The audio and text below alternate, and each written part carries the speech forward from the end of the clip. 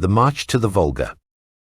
The air was thick with the smell of diesel and dust as our convoy rumbled eastward, stretching as far as the eye could see. It was July 1942, and I was just one soldier among the tens of thousands who made up the mighty Sixth Army.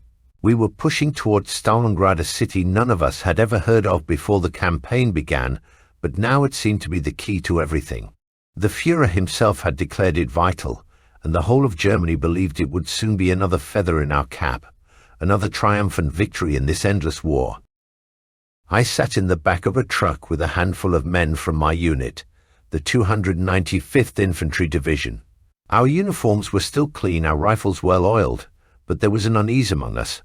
We had seen the Russian steppes before, fought through their endless fields of wheat and mud, but this felt different.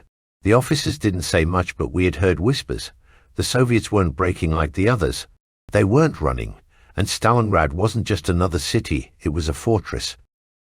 As we rolled closer, the landscape around us began to change.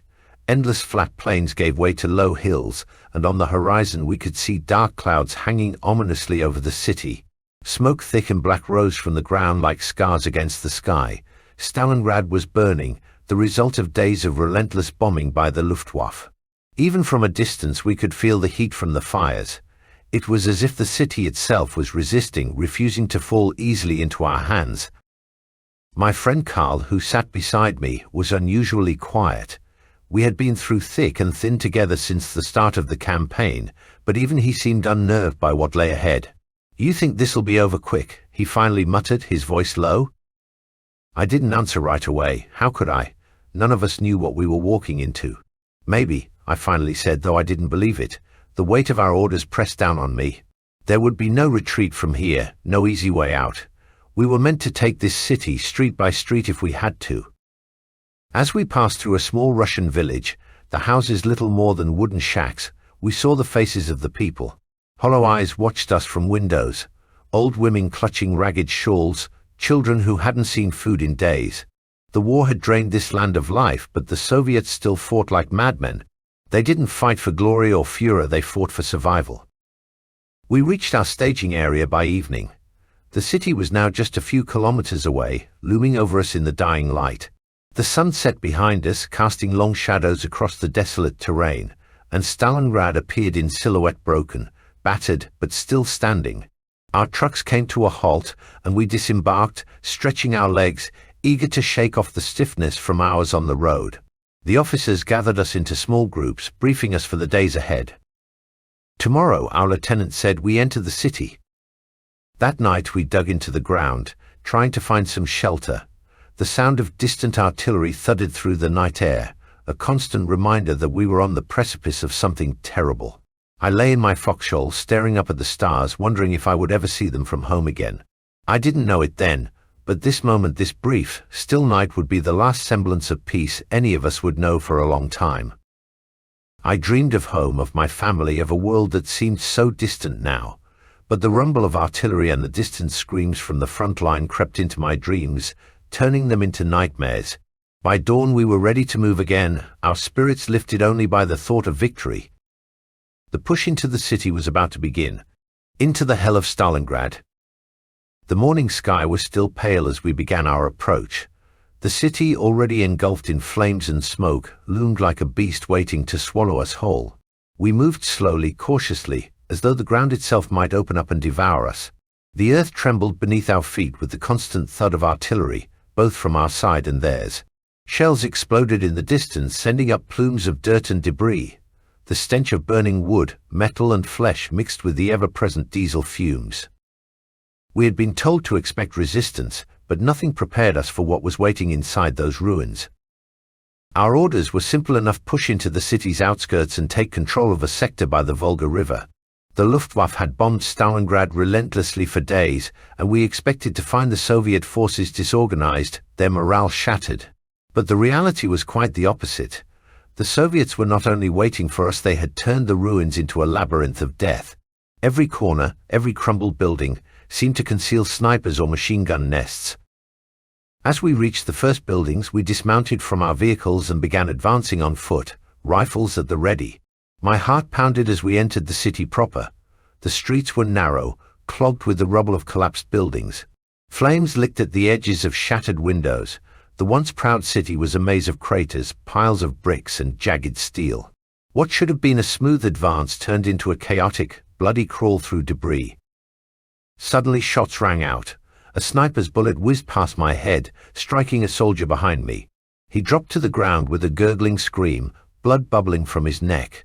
We dove for cover behind a wrecked tram car, but the gunfire kept coming. The Soviets were well hidden somewhere in the ruins above, raining death on us with precision. "Snipers!" Karl shouted, ducking low beside me, his face pale with fear. We scanned the shattered windows and rooftops, trying to spot the source of the shots. It was impossible. The Soviets had mastered this urban warfare. They were ghosts in these ruins, and every pile of bricks seemed to hide another enemy. We had no choice but to press forward. One of the sergeants ordered us to advance, and we began moving in short bursts, darting from cover to cover, hoping to avoid the bullets. Each step felt like a gamble. Behind the next corner, a grenade might be waiting, or worse, an entire squad of Soviets. We turned into a side street, stepping over the bodies of fallen comrades who had tried to take the same path before us. A few of them still clutched their rifles, faces frozen in agony. The air was thick with dust and smoke, making it hard to breathe, and my throat burned as we moved deeper into the ruins. The sound of battle was deafening now, machine guns chattering, the thump of mortars, the roar of distant tanks. Ahead, we saw a group of Soviet soldiers hunkered down in a partially collapsed building. Our lieutenant signaled us to prepare for an assault. I gripped my rifle tighter, my hands slick with sweat and grime. We crept closer, sticking to the shadows, the tension mounting with every step. My stomach twisted with a mix of fear and adrenaline. Then, all at once, the order came. Attack. Atta. We surged forward, firing as we ran. The Soviets returned fire, and the street erupted in a frenzy of bullets and screams. I threw myself behind a pile of rubble, barely avoiding a spray of machine gun fire that chipped away at the bricks next to my head. Karl was beside me, firing wildly into the building. I couldn't even tell if we were hitting anything. The Soviets were dug in deep, and for every one we shot, two more seemed to take his place. Suddenly, a grenade landed near us. "Grenade!" someone shouted, and we scrambled for cover. I dove behind a chunk of concrete as the explosion ripped through the air. My ears rang, and for a moment everything was a blur of dust and fire. When I regained my bearings, I saw Karl lying still a few feet away. My heart sank. "Karl," I crawled over to him, pulling him behind the rubble. His face was pale, a piece of shrapnel embedded in his side. Blood seeped through his uniform, and his breath came in shallow, ragged gasps. "Stay with me," I whispered, trying to stem the bleeding with a rag from my kit. He didn't respond, his eyes glassy and unfocused. I called for a medic, but none came. We were on our own. The battle raged around us, but at that moment all I could hear was Karl's labored breathing, his blood staining the ground beneath him. The realization hit me like a blow. I might lose my closest friend, here in this godforsaken city, far from home. I felt a surge of helpless rage, but there was nothing I could do except press on the wound and hope he held on. Around us the city burned. The bitter cold. The cold hit like a punch to the chest the moment I stepped out of the warehouse. The wind was a relentless, cutting force, howling through the ruined streets of Stalingrad. It was morning, though the grey, cloud-filled sky made it hard to tell. The sun, if it was even up there, was completely hidden behind the gloom. Everywhere I looked, the city was buried in snow, the once smouldering ruins now frozen in place. My breath formed thick clouds of steam as I pulled my scarf tighter around my face. The men around me were doing the same, wrapping whatever cloth they had over their mouths and noses, their eyes squinting against the wind. We looked like a group of ghosts, stumbling through a city of the dead. Our orders were to push deeper into the Soviet lines today, toward the city center. The enemy had reinforced their positions overnight, but that wasn't what worried me. It was the frostbite. Already my feet felt like blocks of ice inside my boots. My fingers were numb, barely able to hold onto my rifle. I glanced at the men beside me and saw the same fear in their eyes. We weren't just fighting the Russians anymore. We were fighting the cold, and it was winning. As we moved through the wreckage, the sound of artillery echoed in the distance. The Soviets were still hammering us, but their attacks had become less frequent. They were suffering too, I realized. The cold didn't care who you were, it took everyone. Germans, Soviets, it didn't matter. It was an equal opportunity killer. We reached the edge of a bombed-out building, its walls crumbling, its windows shattered. Our lieutenant ordered us to take cover inside while we regrouped. I followed the others into what had once been a factory, the machinery inside now twisted and broken. The air was slightly warmer here, but not by much. My breath still came out in frosty plumes as I slumped against a wall, rubbing my hands together in a futile attempt to warm them. "Hans," I muttered, turning to the soldier next to me. He was one of the younger recruits, barely 18, his face pale and drawn. He looked up at me, his eyes wide with fear. "Do you think we'll make it?" he asked quietly, his voice barely audible over the wind. I didn't answer right away. What could I say? The truth was, I didn't know if any of us would make it out of this frozen hell. The Soviets weren't letting up, and neither was the cold. Every day we lost more men, not just to bullets, but to frostbite and exhaustion. "I don't know," Hans, I finally said, my voice low. "We just have to keep moving, keep fighting. That's all we can do." He nodded, but I could tell my words didn't comfort him. They didn't comfort me either. A few minutes later, the lieutenant gave the signal to move out. We pressed forward through the factory, stepping over debris and broken machinery. The air was thick with dust and smoke, making it hard to see. Somewhere ahead, we could hear the Soviets shouting orders, setting up their defenses. My heart pounded in my chest as we neared their position. Suddenly, a shot rang out, and one of our men went down. The rest of us dove for cover, firing blindly into the smoke. The Soviets had the advantage here. They knew the layout of the factory better than we did, and they were using it to their full advantage. Every time we moved, they were ready, picking us off one by one. We returned fire, but it felt useless. My fingers were so numb, I could barely aim. The cold was sapping the strength from my body, making every movement feel like a struggle. I could hear Hans beside me, breathing heavily, his rifle shaking in his hands. "Keep your head down," I shouted, but it was no use. The Soviets had us pinned, and there was nowhere to go. For what felt like hours, we huddled behind the debris, exchanging fire with the enemy. The sound of gunfire echoed through the factory, mixing with the wind outside. Every now and then, a bullet would whiz past my head, making my heart race. I couldn't tell how many men we had lost. It was too chaotic to count. Finally, the lieutenant ordered a retreat. We pulled back, dragging the wounded with us, leaving the dead behind. My legs felt like they were made of lead as I stumbled through the snow, my breath coming in short, painful gasps. The cold was unbearable now, seeping into my bones, making it impossible to think about anything else. By the time we made it back to the warehouse, I could barely stand. My feet were completely numb, my hands frozen into claws around my rifle. I collapsed against a wall, shaking uncontrollably. Around me, the other men were in the same state, exhausted, frostbitten, barely able to move. We had failed. The factory was still in Soviet hands, and we had paid a heavy price for it. But it wasn't the Soviets that had beaten us, it was the cold. It was always the cold. It was always the cold. As night fell, I huddled with the others, trying to find some warmth in the freezing air. But it was no use. The cold was everywhere, pressing in on us, crushing us. I closed my eyes, trying to block it out, but it was impossible. Stalingrad had become a nightmare, a place where death came not just from bullets, but from the very air we breathed. And I wasn't sure how much longer I could survive. The bitter cold. The cold hit like a punch to the chest the moment I stepped out of the warehouse. The wind was a relentless, cutting force howling through the ruined streets of Stalingrad. It was morning, though the grey, cloud-filled sky made it hard to tell. The sun, if it was even up there, was completely hidden behind the gloom. Everywhere I looked, the city was buried in snow, the once smouldering ruins now frozen in place. My breath formed thick clouds of steam as I pulled my scarf tighter around my face. The men around me were doing the same, wrapping whatever cloth they had over their mouths and noses, their eyes squinting against the wind.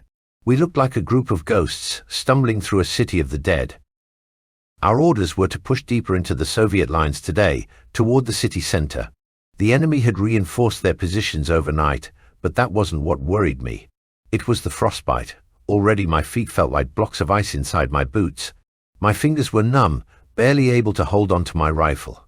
I glanced at the men beside me and saw the same fear in their eyes. We weren't just fighting the Russians anymore. We were fighting the cold, and it was winning. As we moved through the wreckage, the sound of artillery echoed in the distance. The Soviets were still hammering us, but their attacks had become less frequent. They were suffering too, I realized. The cold didn't care who you were, it took everyone. Germans, Soviets, it didn't matter. It was an equal opportunity killer. We reached the edge of a bombed-out building, its walls crumbling, its windows shattered. Our lieutenant ordered us to take cover inside while we regrouped.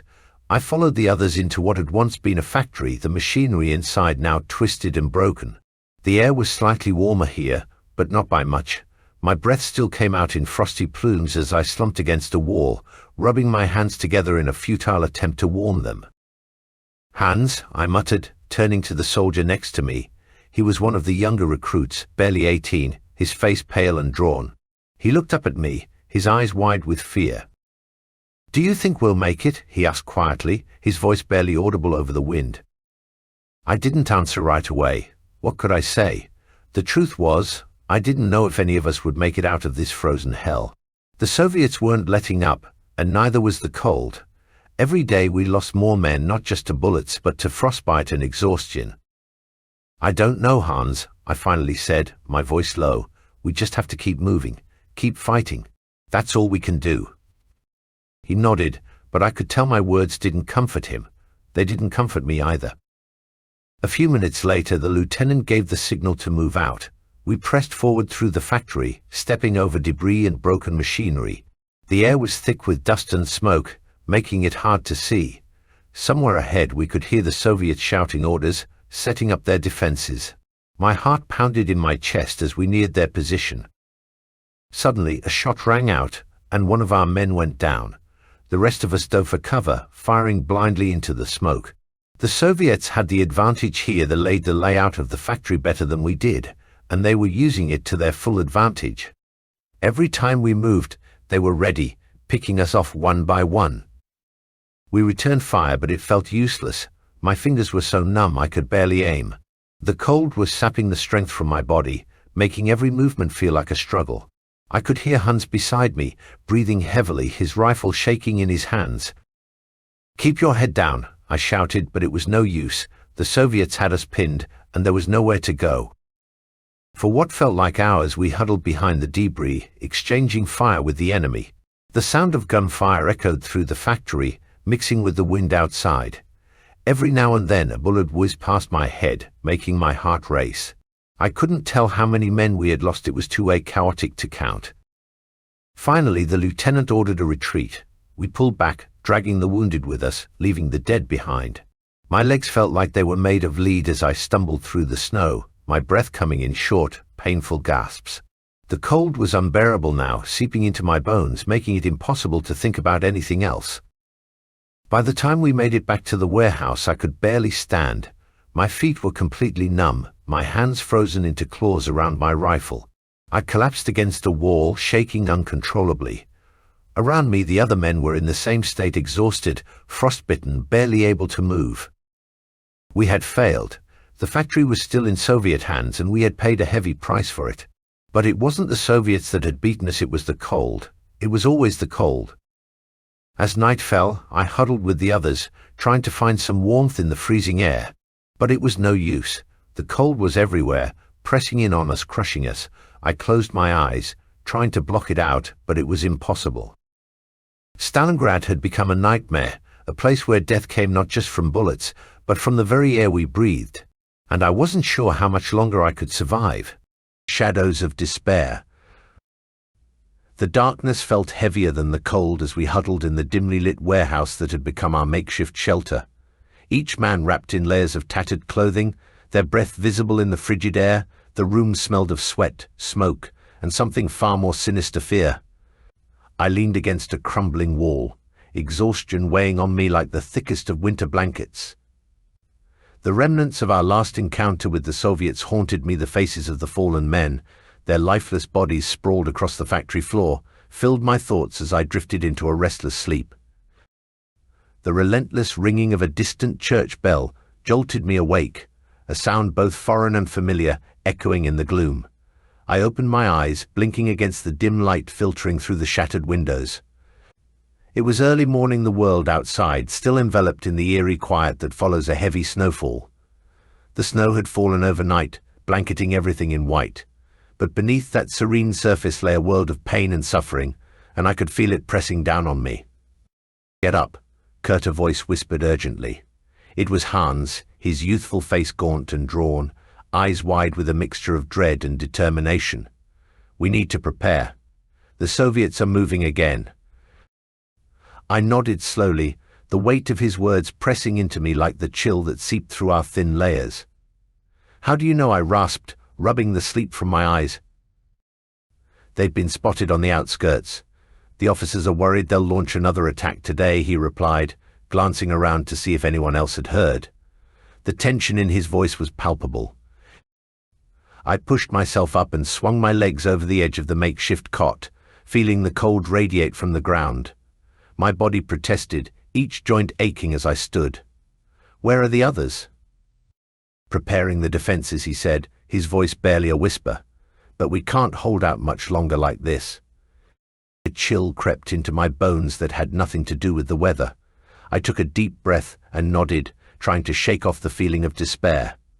The weight of our situation loomed over me, and it felt like we were trapped in an endless nightmare with no way out.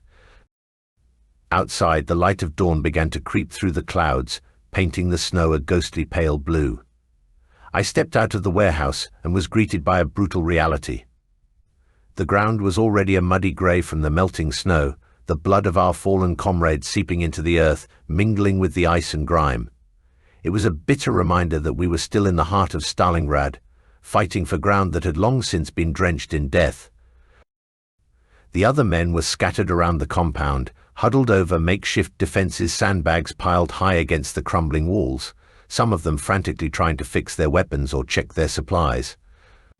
The sounds of shuffling boots and clanking metal mingled with the faint crackle of a radio transmitting reports from the front lines.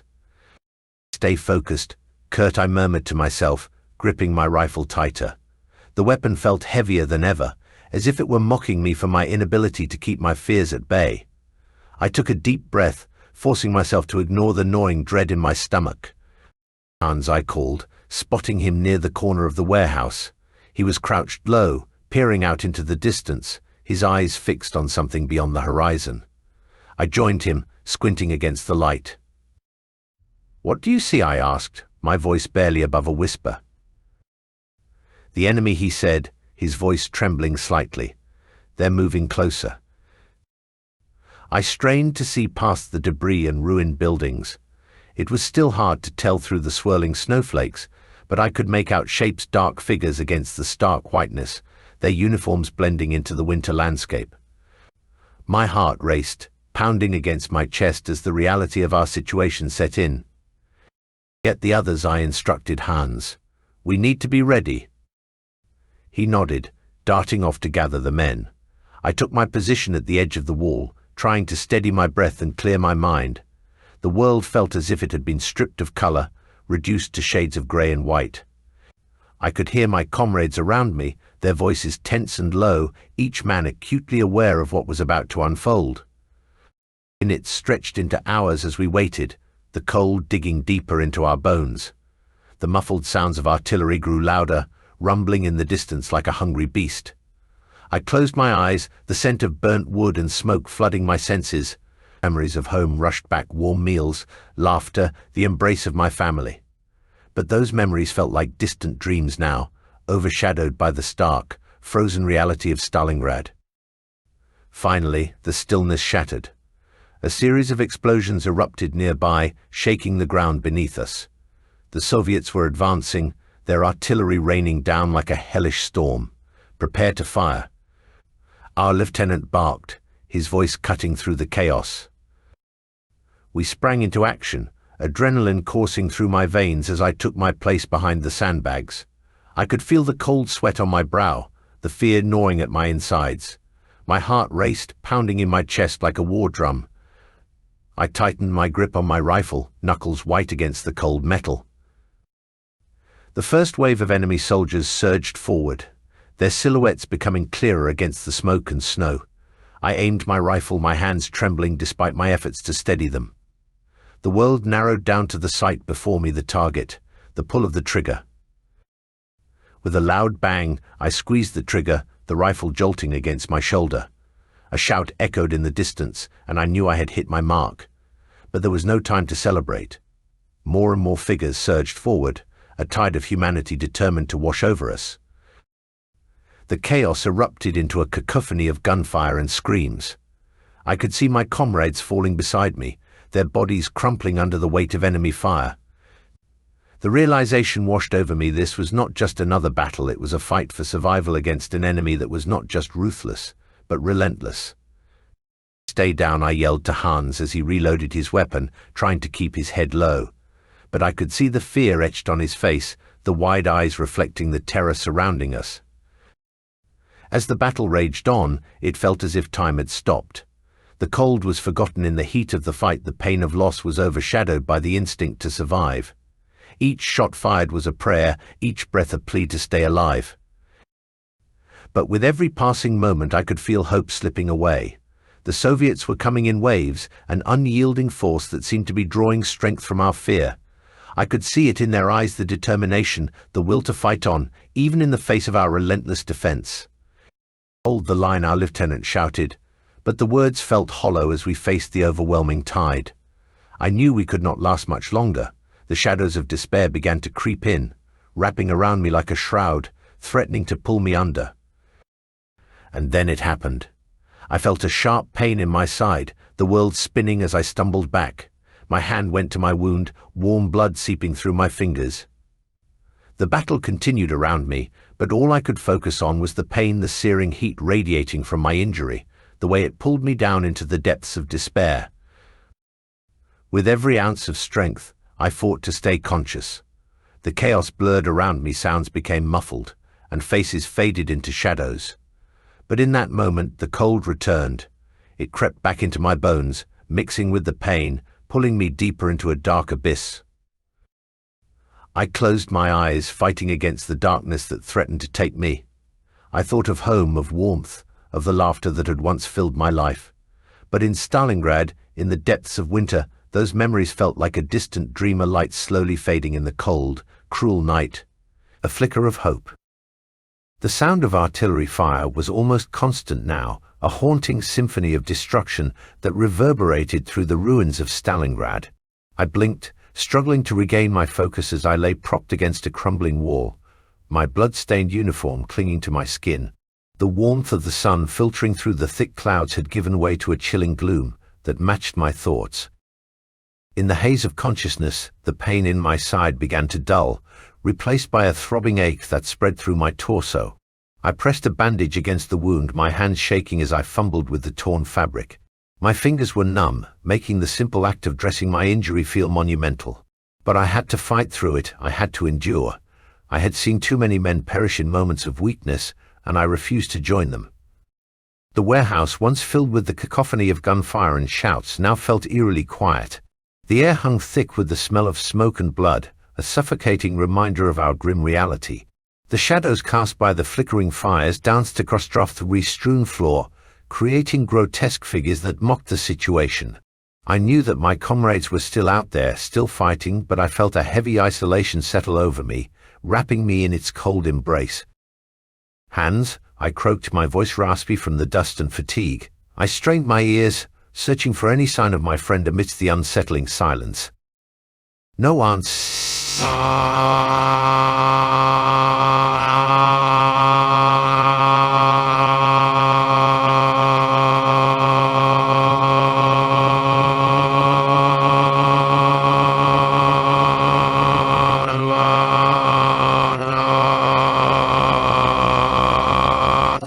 But that was our...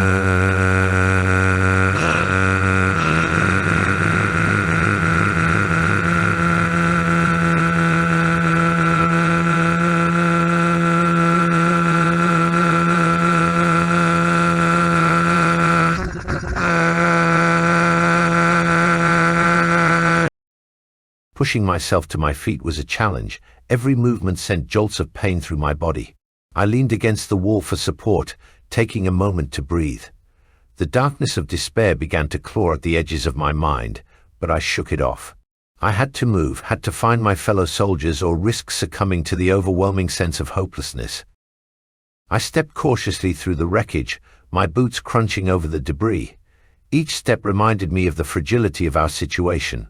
A few feet away, I spotted the remnants of what had once been a bustling factory, a place of production, now reduced to a graveyard of machinery and fallen comrades.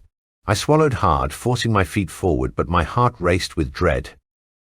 "Get a hold of yourself, Kurt," I whispered, trying to muster some semblance of courage.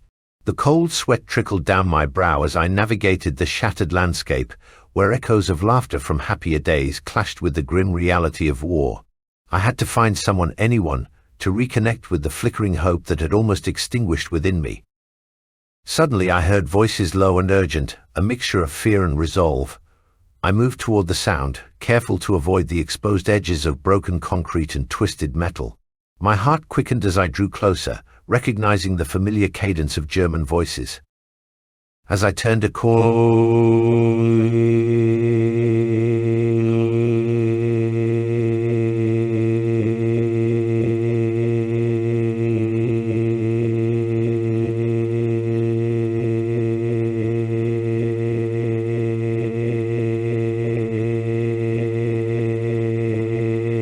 release.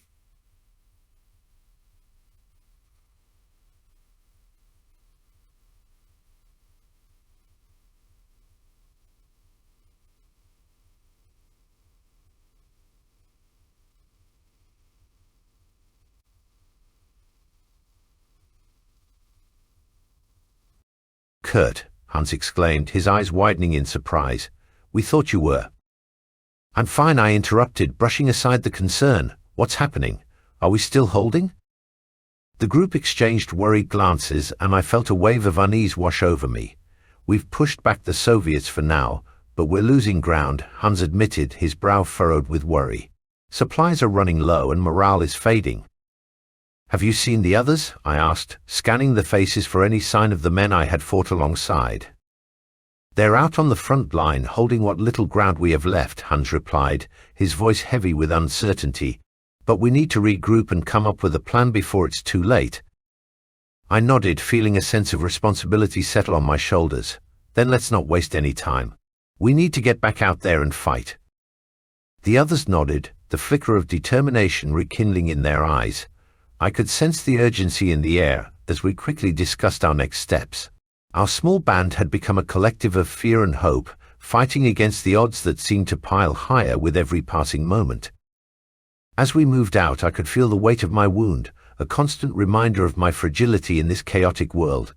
But the presence of my comrades lent me strength, a bond forged through shared struggle that transcended the horrors surrounding us. We crept through the wreckage, every noise amplified in the oppressive silence. I felt the adrenaline surge through my veins, a reminder that I was still alive and fighting for something greater than myself.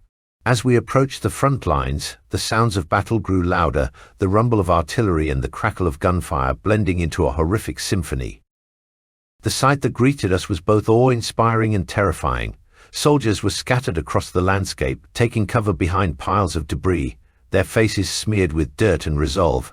I could see the determination etched into every feature, the shared understanding that our lives depended on each other. "Get down," I shouted, instinctively dropping to the ground as bullets whizzed overhead. The world became a blur of motion and sound, men shouting orders, the crack of rifles, the explosive roar of artillery. "Cover me," Hans yelled, raising his weapon as he moved forward. I watched him, a surge of admiration mixing with fear, as he stepped into the chaos. I couldn't let him face this alone. We were stronger together. I squeezed the trigger, the rifle bucking in my hands as I fired at the advancing enemy soldiers. Each shot felt like a lifeline, a way to assert my presence in this brutal landscape.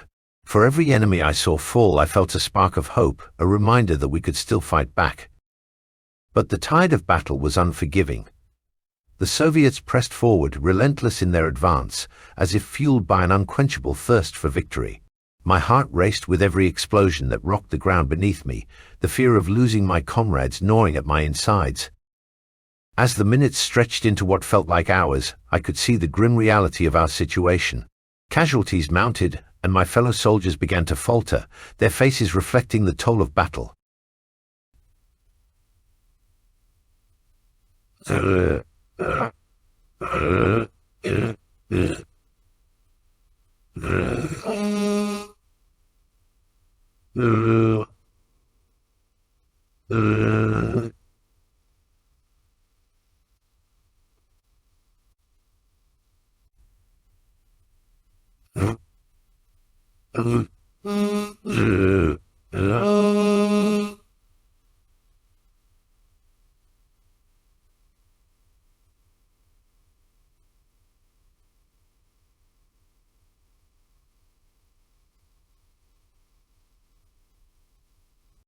Keep firing, our sergeant yelled, pulling me back into the moment.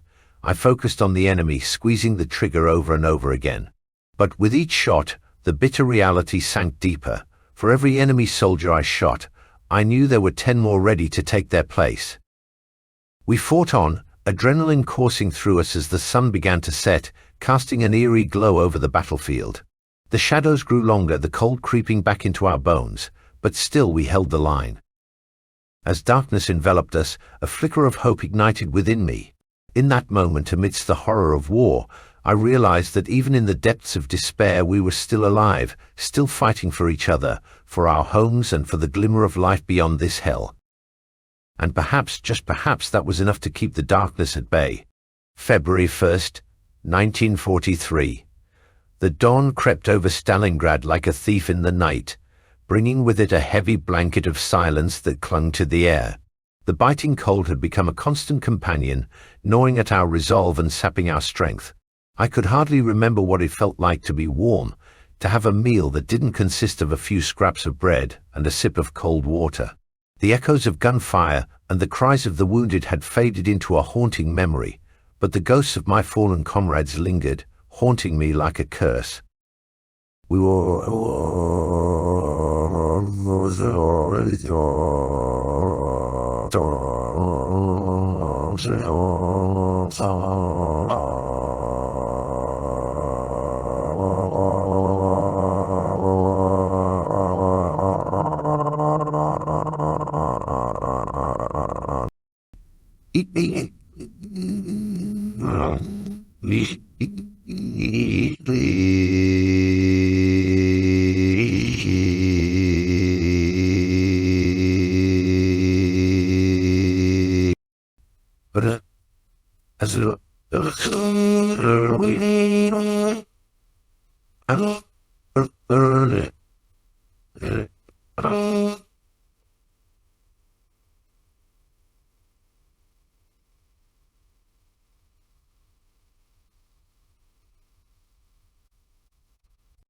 Bergman, whispered Muller, his voice trembling with a mixture of fear and desperation.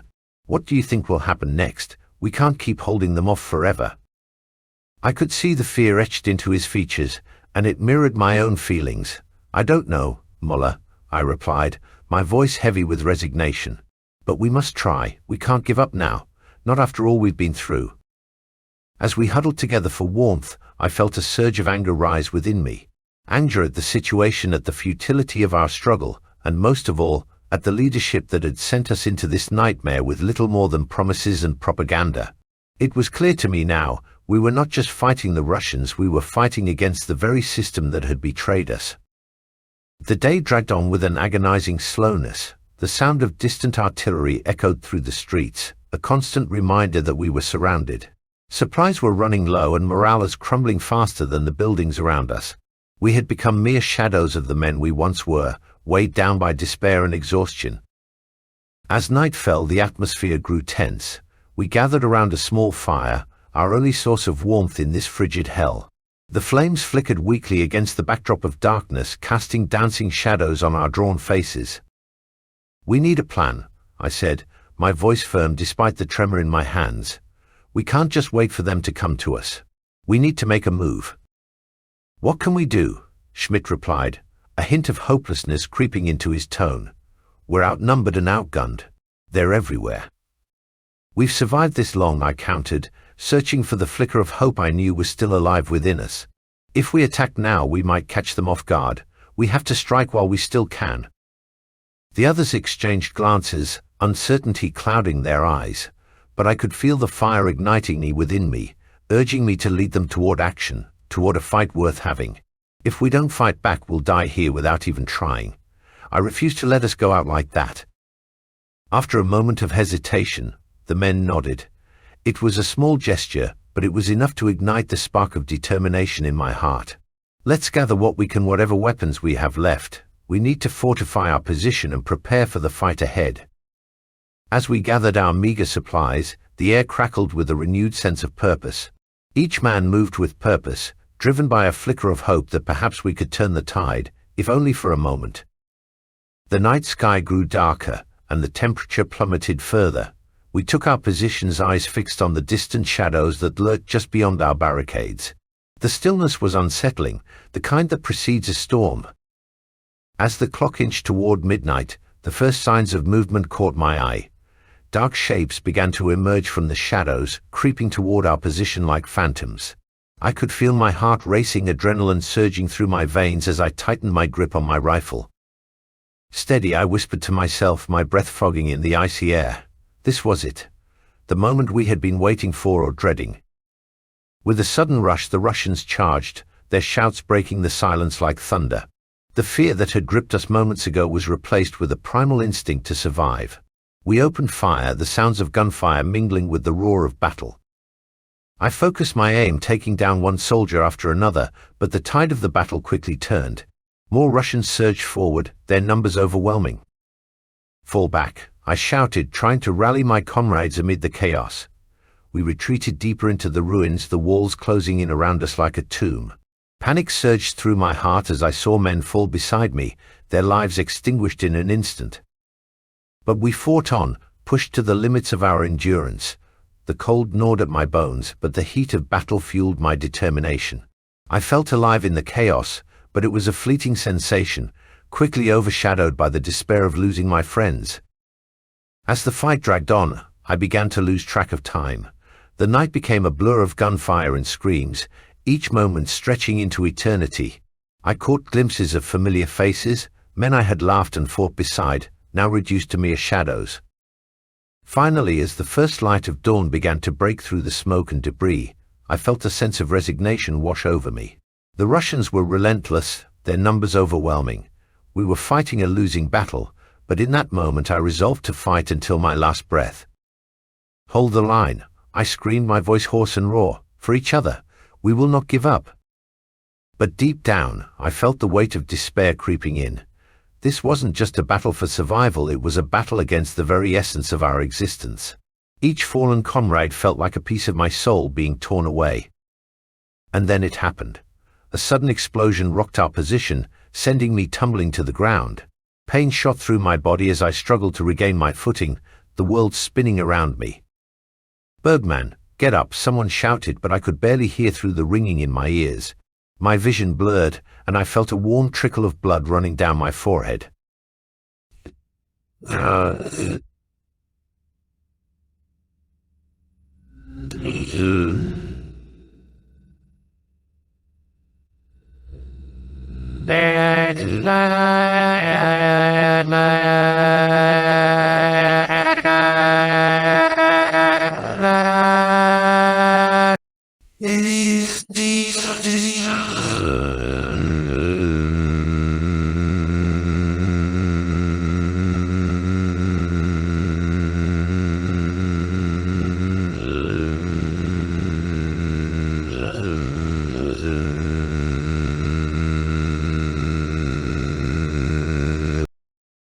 In those final moments I thought of home.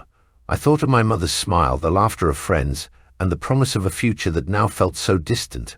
I had fought bravely, but the fight had taken its toll.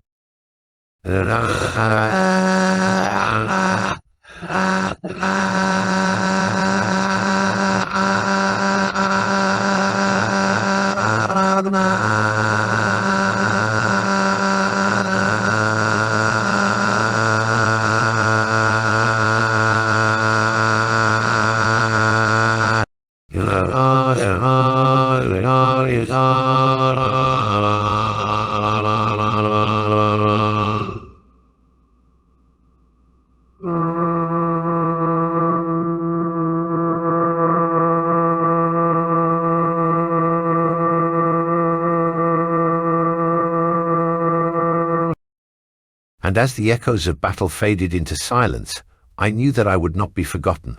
My spirit would linger in the ruins, a testament to the resilience of the human spirit even in the face of overwhelming despair. In the end, we were more than soldiers, we were brothers bound by the unbreakable bonds of war.